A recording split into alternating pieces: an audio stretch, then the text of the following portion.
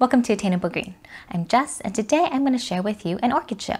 So this past weekend, I got a chance to check out the San Diego Botanical Gardens Orchid Show.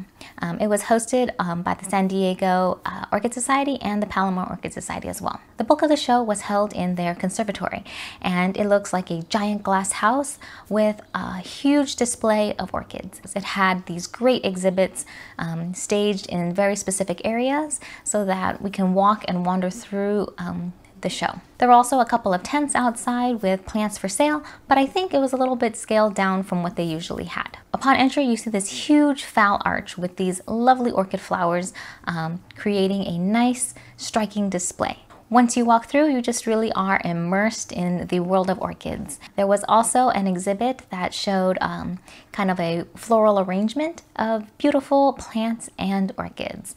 I really enjoyed looking at these displays, and each pot was so unique, and I was really inspired to see how these arrangements were created and what elements were put together to make each one look unique, but also as a group, they just flow really well together. I think I could have spent a lot of time just looking at each individual pot and try to tease out all the plants that were put together. But I think just the overall effect was quite stunning. The plants were kind of divided into several sections, either by color, like all these dark burgundy cymbidiums were put in one place, or these kind of white cattleyas, or even a mix of yellow and orange plants. It was really cool to kind of capture each one into its separate zones, and also there was these just huge showcase displays that just took my breath away. There was this huge mirror that was flanked by some wonderful orange flowers, and that just made it really nice.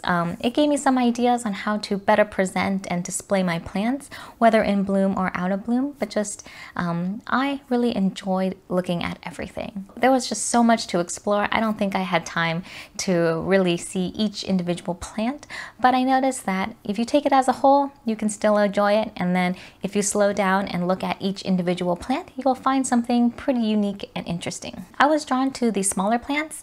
I think I'm really used to seeing those large floriferous displays of cymbidiums and lilias and cattleyas and everything that kind of just draws your eye immediately.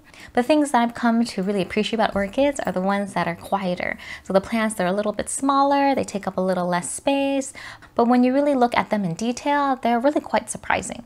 So those were the plants that I really loved and enjoyed.